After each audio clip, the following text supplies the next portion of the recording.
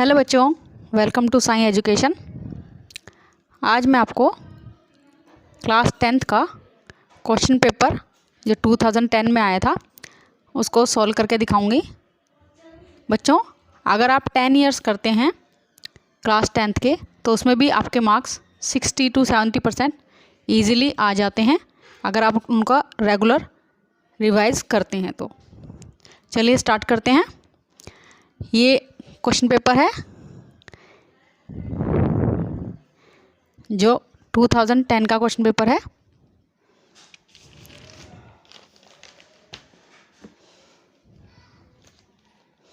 इसमें section A, B, सी और D 4 section में क्वेश्चन 1 to 30 आए हुए हैं। तो 30 क्वेश्चन इसमें हैं जिसमें से आज हम 10 क्वेश्चन सॉल्व करेंगे। क्वेश्चन नंबर 1 है, has the rational number 441 upon 2 की पावर 2, 5 की पावर 7, 7 की पावर 2 आर टर्मिनेटिंग और are non terminating decimal representation. तो इसमें हमें ये नंबर दिया हुआ है रैशनल नंबर, हमें बताना है कि ये टर्मिनेटिंग है या नॉन टर्मिनेटिंग डेसिमल बता रहा है। तो इसका सॉल्यूशन होगा कि ये एक टर्मिनेटिंग नंबर है।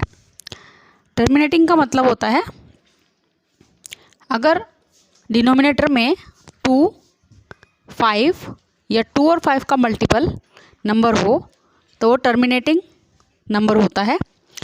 और अगर उसके अलावा कोई तीसरा नंबर हो, जैसे यहाँ पर 7 है, तो ये टर्मिनेटिंग नंबर होगा, क्योंकि इसमें अगर हम इस संख्या को इसके मल्टीपल से डिवाइड करेंगे तो हमारे पास पॉइंट के बाद बहुत सारी संख्याएं आएंगी, तो इसलिए ये टर्मिनेटिंग नंबर होगा। और नॉन टर्मिनेटिंग का मतलब है कि पॉइंट के बाद हमारे पास 2-3 संख्याएं आएंगी, उसके बाद वो पूरा का पूरा डिवाइड हो जाएगा। तो ये टर्मिनेटिंग नंबर है क्योंकि यहाँ 2 और 5 के मल्टीपल के अलावा 7 भी है। Question number 2, if alpha beta are the zeros of a polynomial such that alpha plus beta is equals to 6 and alpha beta is equals to 4, then write the polynomial। अब हमें क्वेश्चन में बोला हुआ है कि अल्फ़ा बीटा जो हैं वो पोलिनोमियल का ज़ीरोज़ हैं और अल्फ़ा प्लस बीटा की वैल्यू 6 है और अल्फ़ा मल्टीप्लाई बीटा की वैल्यू 4 है, तो हमें पोलिनोमियल लिखना है।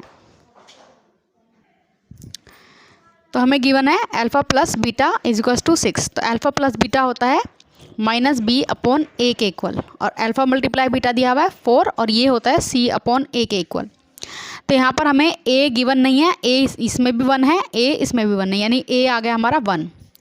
b हमारे पास यहाँ माइनस का b है और यहाँ पर प्लस का 6 है, तो ये माइनस का 6 हो जाएगा, तो b की वैल्यू हो जाएगी -6।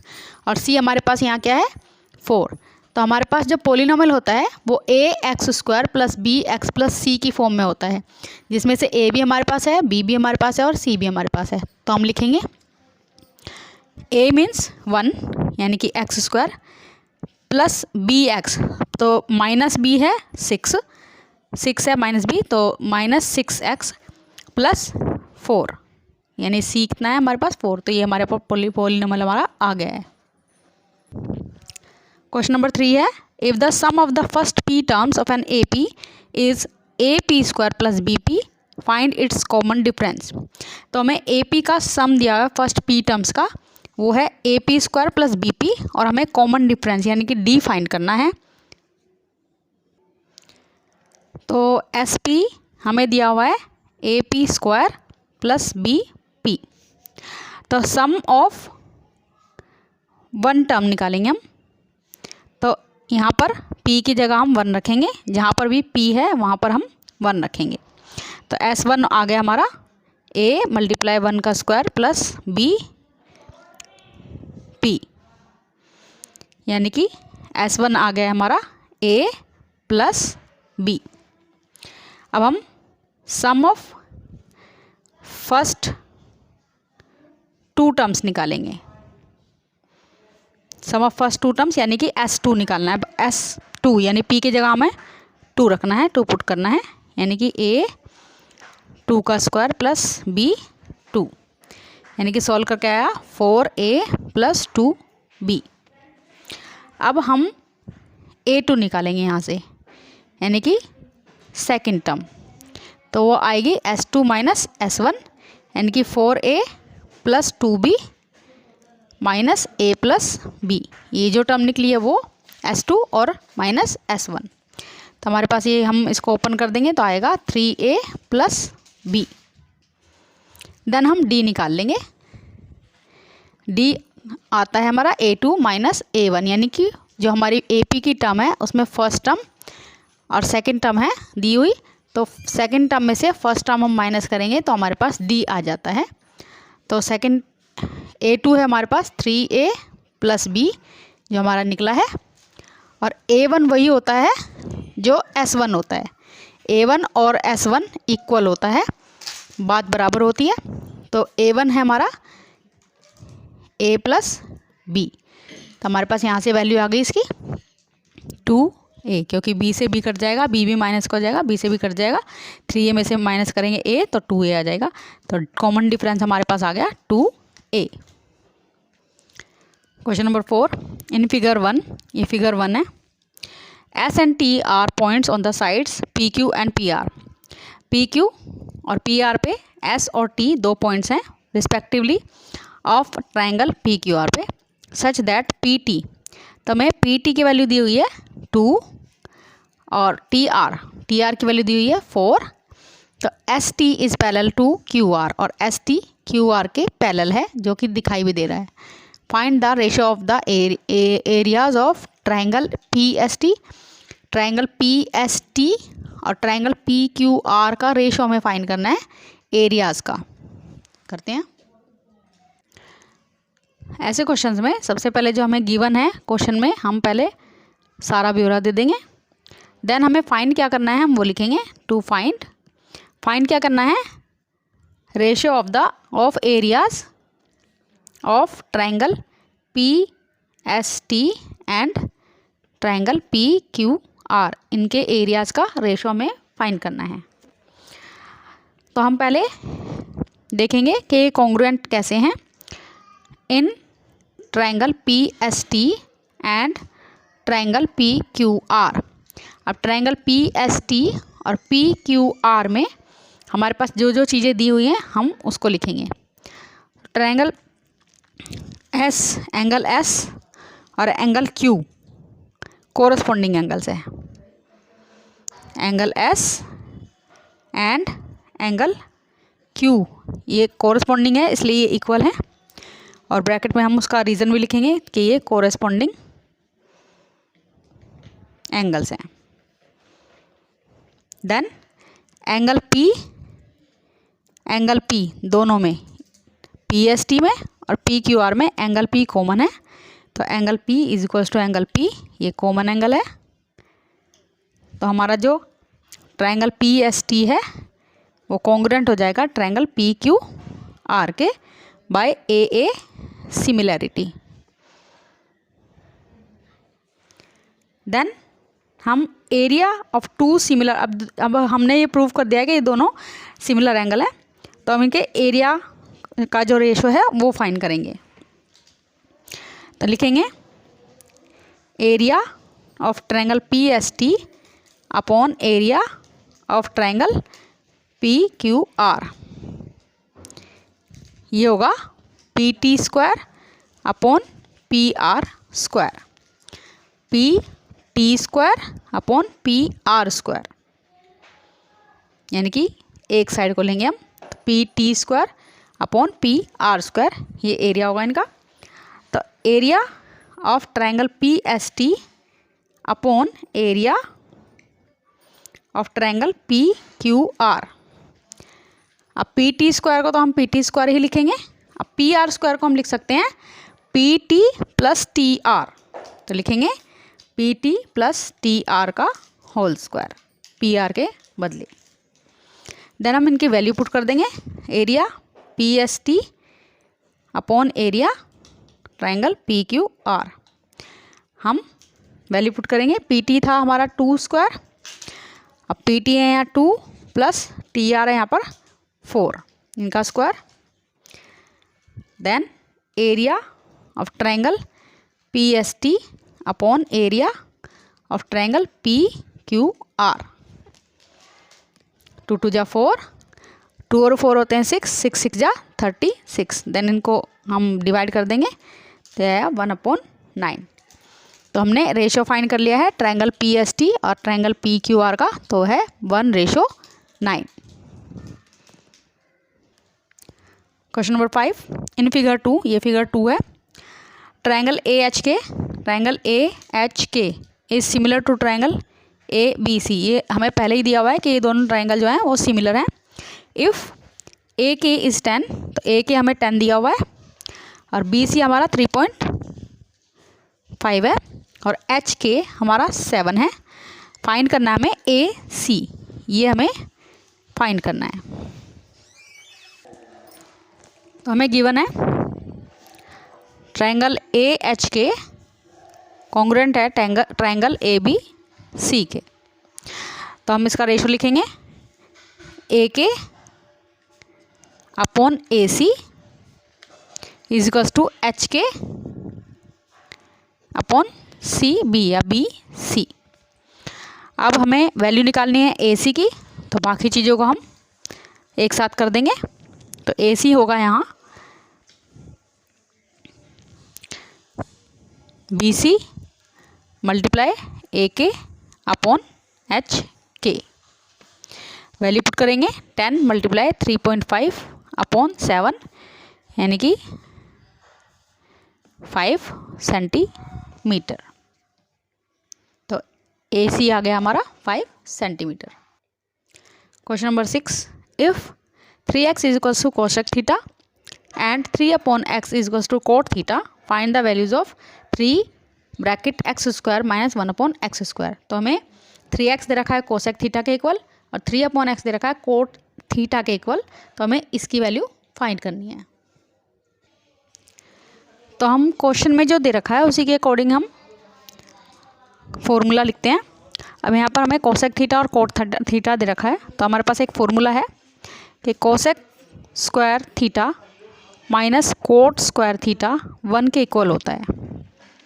अब यहाँ पर हम इनकी वैल्यू पुट कर देंगे। कोसेक स्क्वायर थीटा यानी कि 3x² minus cot square theta यानी कि 3/x का स्क्वायर इज इक्वल्स टू 1। यहाँ इसका स्क्वायर करेंगे 3 3 जा 9 x² माइनस 3 3 जा 9/x² इज इक्वल्स टू 1। अब यहाँ से हम 9 कॉमन निकाल लेंगे, x² माइनस 1/x², ये आ गया 1 के इक्वल। अब ये 9 यहाँ मल्टीप्लाई में इधर जाके डिवाइड हो जाएगा, 1x² 1/1 minus 1/x² is equals to 1/9। अगर हम यहाँ पर दोनों तरफ 3 से मल्टीप्लाई करते हैं तो यहाँ पर आ जाएगा, क्योंकि क्वेश्चन में हमारे पास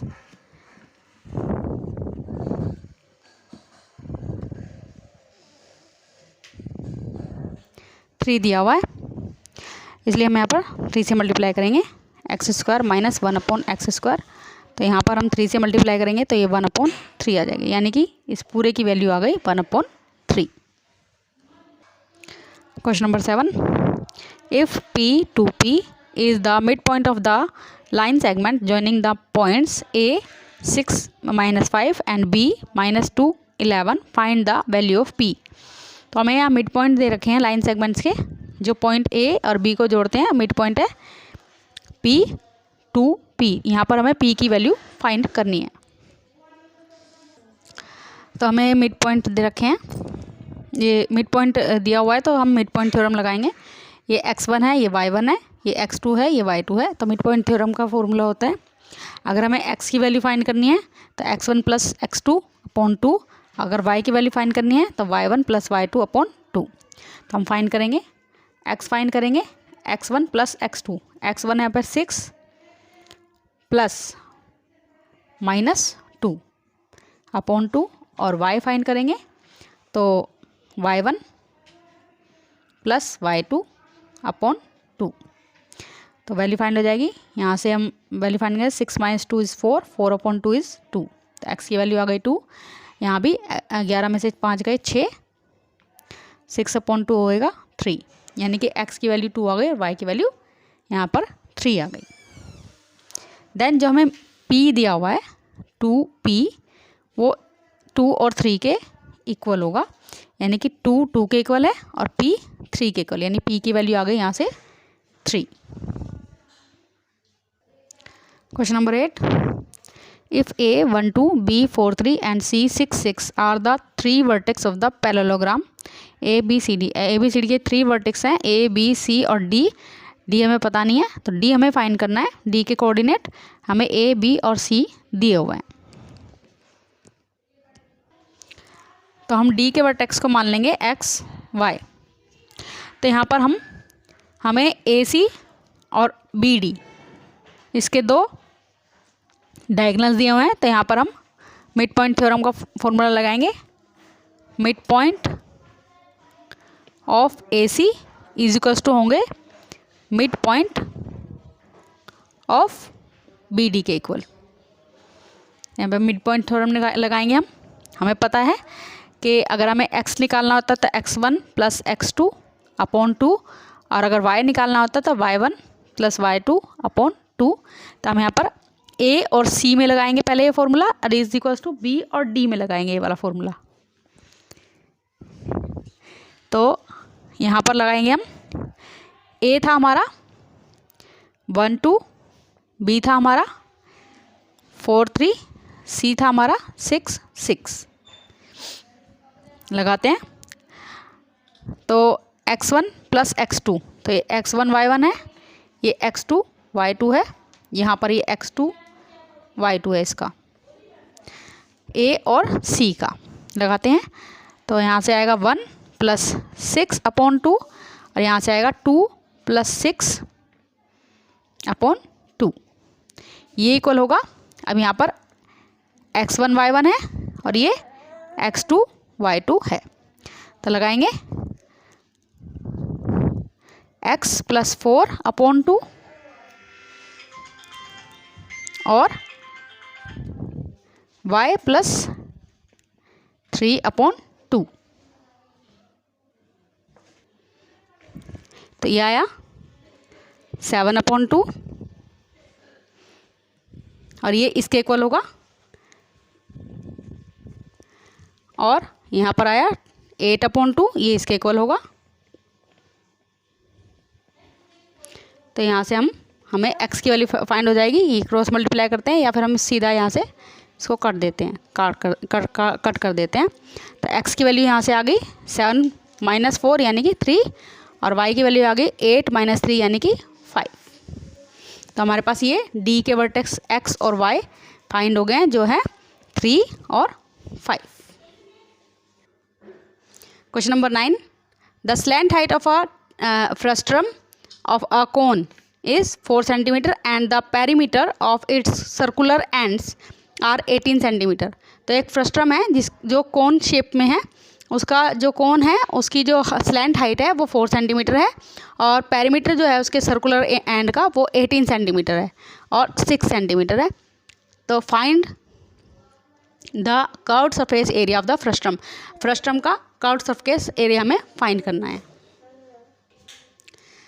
तो स्लैंट हाइट दे रखे हमें 4, और फ्रस्ट्रम कुछ इस टाइप का होगा, और ऊपर का जो सर्कल है उसका जो पेरीमीटर है वो 6 दे रखा है, नीचे के सर्कल का पेरीमीटर 18 दे रखा है। तो सर्कल का पेरीमीटर का फॉर्मूला होता है हमारे पास 2πr। तो हम perimeter of lower top lower bottom is equals to 18 दिया हुआ है, यानी कि 2πr हमारे पास 18 सेंटीमीटर है। तो यहाँ से हम r बड़ा है तो हम r बड़ा लिख देंगे, क्योंकि ये बड़ा सर्कल है। तो r यहाँ से निकालेंगे, तो r की वैल्यू हमारे पास आ जाएगी यहाँ से 9/π। Then perimeter of upper top, ये भी हमारे पास दिया हुआ है 6, यानी कि 2πr हमारे पास दिया हुआ है 6। तो यहाँ से भी हम r की वैल्यू फाइंड कर लेंगे, r आएगा हमारे पास 3/π सेंटीमीटर। तो हम कर्व सरफेस एरिया निकालेंगे, क्योंकि हमें curve surface area area of a frustum हमें निकालने के लिए बोल रखा है। तो कर्व सरफेस एरिया फ्रस्ट्रम का होता है pi L R plus R, ये फॉर्मूला होता है फ्रस्ट्रम के कर्व सरफेस एरिया का। इसमें हम सारी चीज़ें पुट कर देंगे। पाई मल्टीप्लाई एल की वैल्यू है हमारे पास 4, देन बड़े आर की वैल्यू हमारे पास 9/पाई आई है और छोटे आर की वैल्यू हमारे पास 3/पाई आई है। हम यहाँ से वैल्यू हम इसको सॉल्व कर देंगे। तो यहाँ से हमारे पास हम इसको एलसीएम लेके सॉल्व करेंगे। 9 + 3/पाई, पाई से पाई कटेगा, 9 + 3 होता है 12, 12 4 जा 48 सेंटीमीटर हमारे पास फ्रस्ट्रम के कर्व सरफेस एरिया की वैल्यू आ गई। Question number 10, a card is drawn at random from a well well shuffled pack of 52 playing cards. अब प्लेइंग कार्ड्स ताश के पत्ते जो होते हैं हमारे पास 52 होते हैं। Find the probability of getting a red face card. Red face card की हमें प्रोबेबिलिटी फाइंड करनी है। अब हम फेस कार्ड की बात करते हैं। तो फेस कार्ड हमारे पास 3 होते हैं, एक जे वाला, एक क्यू वाला और एक के वाला। लेकिन हमें बोला है कि रेड, तो रेड भी 3 ही होंगे, सॉरी रेड हार्ट वाले 3 होंगे और रेड डायमंड वाले भी 3 होंगे। तो यानी कि टोटल जो फेस कार्ड होंगे वो हमारे पास 6 होंगे। तो प्रोबेबिलिटी क्या होगी हमारे पास 6/52, क्योंकि टोटल कार्ड कितने होते हैं 52। अब इसको हम अगर डिवाइड करेंगे तो आएगा 3/26। तो प्रोबेबिलिटी जो फेस कार्ड की होगी वो भी रेड फेस कार्ड की वो होगी 3/26। इससे आगे का क्वेश्चन मैं अगली वीडियो में करवाऊंगी। Please like, share and subscribe my channel for more videos. Thank you बच्चों।